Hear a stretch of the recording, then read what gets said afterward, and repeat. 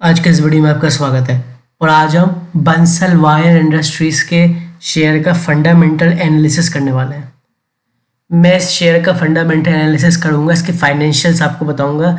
ये बताऊंगा कि कंपनी प्रॉफिटेबल है कि लॉस मेकिंग कंपनी है, और प्रॉफिटेबल है तो कितनी प्रॉफिटेबल है, और या फिर लॉस मेकिंग है तो कितनी लॉस मेकिंग है। इसके अलावा मैं एंड में अपना कंक्लूजन बताने की भी कोशिश करूंगा आपको कि इस कंपनी में मेरे हिसाब से इन्वेस्ट करना चाहिए लॉन्ग टर्म के लिए कि नहीं करना चाहिए। ठीक है, तो देखिए जो बंसल वायर्स का जो शेयर है, जैसे कि आपको पता होगा, कंपनी तो खैर पुरानी है 1985 की, लेकिन इसकी लिस्टिंग अभी भी हुई है, जैसे कि आपको पता होगा।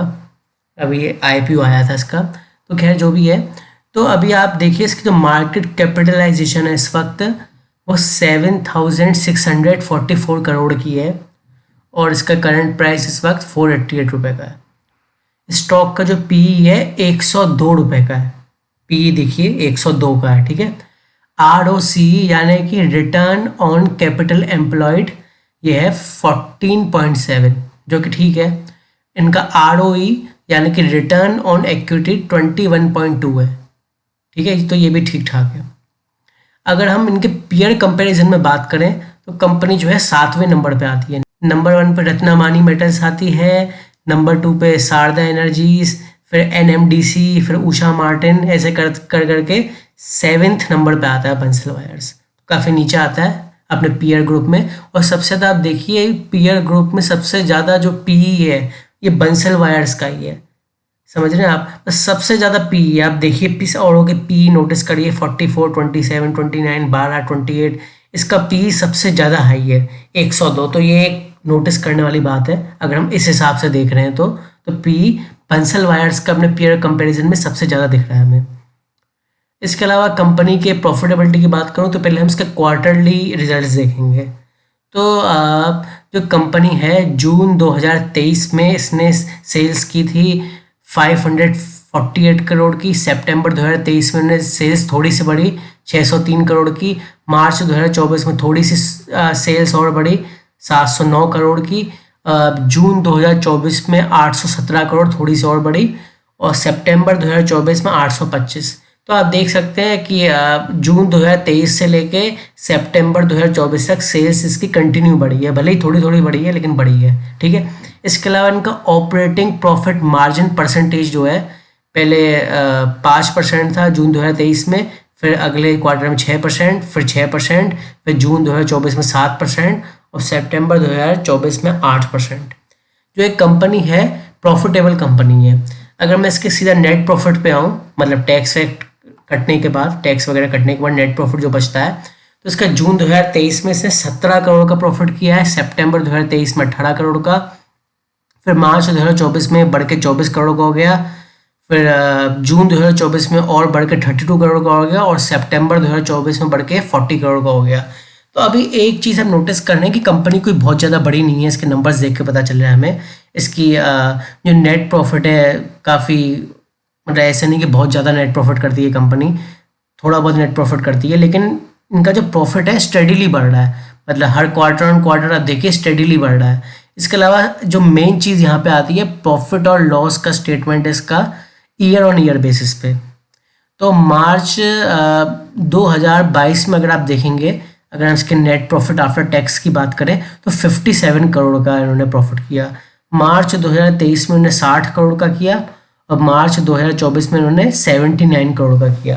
तो मेरी वही वाली बात क्या कि इसका जो प्रॉफिट है, कंपनी प्रॉफिटेबल है, और स्टेडीली धीरे धीरे आराम आराम से इसका प्रॉफिट बढ़ रहा है। मतलब ऐसा नहीं है कि कमजोरी आ रही है प्रॉफिट में बढ़ती आ रही है कंपनी की, चाहे क्वार्टर ऑन क्वार्टर बेसिस हो या ईयर ऑन ईयर बेसिस, लेकिन थोड़ी थोड़ी आ रही है। और कंपनी का स्केल ठीक ठाक है, कोई खास बड़ा नहीं है। आप देखिए ना, क्योंकि हर साल 50, 60, 70 करोड़ का प्रॉफिट करने वाली कंपनी है। चलिए, फिर भी लॉस मेकिंग कंपनी तो नहीं है, बहुत अच्छी बात है। इसके अलावा इनका आर ओ ई तो मैंने बता दिया था, 21% करीब था। ठीक है, ये इनकी टोटल असेट और लाइबिलिटी है एज ऑफ सितंबर 2024 1634 करोड़, 1634 करोड़।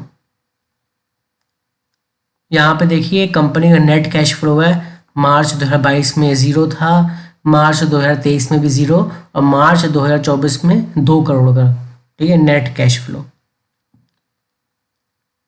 इनका जो ROC यानी कि रिटर्न ऑन कैपिटल एम्प्लॉयड मार्च 2023 में 16% था और मार्च 2024 में कुछ खास फर्क नहीं आया, 15%। इनका जो शेयर होल्डिंग पैटर्न है, इनका शेयर होल्डिंग पैटर्न जो है प्रमोटर्स के पास जून 2024 में 77.97% की होल्डिंग थी, जो कि उन्होंने सितंबर 2024 में बढ़ा के 77.99% की कर दी, थोड़ी सी बढ़ाई है। ठीक है, इसके अलावा FIIs ने अपनी होल्डिंग बढ़ाई है। पहले जून 2024 में इनके पास 2.30% की थी, अब इन्होंने कर लिया 2.91%। DIIs ने भी अपनी होल्डिंग बढ़ाई है, ये समझने की बात है। पहले इनकी 13% की होल्डिंग थी और इसके बाद 14.92% की अगले क्वार्टर में। पब्लिक ने थोड़ी घटाई है 6.67% और अगले क्वार्टर में 4.18%। तो कहने का मतलब ये है, अगर आप पूरी इसकी स्थिति देखेंगे, एज अ कंपनी देखेंगे, एज अ फाइनेंशियल्स देखेंगे, और इनका बिजनेस जो है जैसा कि बताते हैं स्टेनलेस स्टील वायर के मैन्युफैक्चरर हैं, तो इस सब हिसाब से मैं देखूं तो कंपनी भले बहुत ज़्यादा इनका बिजनेस स्केलेबल नहीं है फिलहाल, लेकिन कंपनी ठीक है, बढ़िया है, प्रॉफिटेबल कंपनी है। ठीक है, प्रॉफिटेबल कंपनी है, कोई प्रॉब्लम भी नहीं दिख रही है मुझे कंपनी में। लेकिन अभी आप इसमें इन्वेस्टिंग की मुझसे पूछेंगे तो मेरे हिसाब से इसमें बहुत ही कम पैसा लगाना चाहिए। अब क्यों? क्योंकि इसमें एक बात मुझे बिल्कुल पसंद नहीं आई, एक तो इसका PE, इसके सेक्टर में, इसके अलावा इसका 488 रुपीज़ का प्राइस, मतलब करीब करीब समझ लिए 500 रुपये का प्राइस, समझ रहे हैं। अब कंपनी की इस जरा प्रॉफिटेबिलिटी देखिए, प्रॉफिट देखिए कि नेट प्रॉफिट इस ईयर ऑन ईयर 50, 60, 70 करोड़ का नेट प्रॉफिट कर रही है और 500 रुपये का शेयर है। अगर ये 48 रुपये का शेयर होता, 488 की जगह 50 रुपीज़ का शेयर होता, तो मैं कहता है लॉन्ग टर्म के लिए बहुत बढ़िया है, 500 का हो जाएगा। अब यही है कि मुझे इतना ज़्यादा इस पर कॉन्फिडेंस नहीं है, बेटर ऑप्शन अवेलेबल है। अगर आपका मन है तो थोड़ा पैसा लगाइए, मल्टी बैगर अगर ये शेयर बनता है तो आपका थोड़ा पैसा भी बहुत बन जाएगा, समझ रहे हैं मेरी बात को। लेकिन अगर ये शेयर गिरता है, मतलब नहीं परफॉर्म करता है, आप कंपनी आगे जाके नहीं चल पाती है, तो आपका थोड़ा पैसा अगर गया तो आपको बुरा नहीं लगेगा। और अगर मल्टी बैगर बन गया तो थोड़ा पैसा आपका बहुत पैसा हो जाएगा। तो उस हिसाब से अगर आप देखेंगे तो थोड़ा पैसा लगाइए इसमें, क्योंकि और भी तो शेयर है कई सारे अवेलेबल, समझ रहे हैं ना। तो सिर्फ इसमें कंसंट्रेट करना, फिलहाल अभी लिस्ट हुई है, हो सकता है आगे अच्छा परफॉर्म करे, तब आप इसमें और पैसा ऐड करते जा सकते हैं अपने इन्वेस्टमेंट में। फिलहाल थोड़ा पैसा लगाने की सलाह दूंगा, कोई खास मुझे इसमें लग नहीं रहा है प्राइस को देखते हुए। ठीक है, आज के इस वीडियो में इतना था, थैंक यू।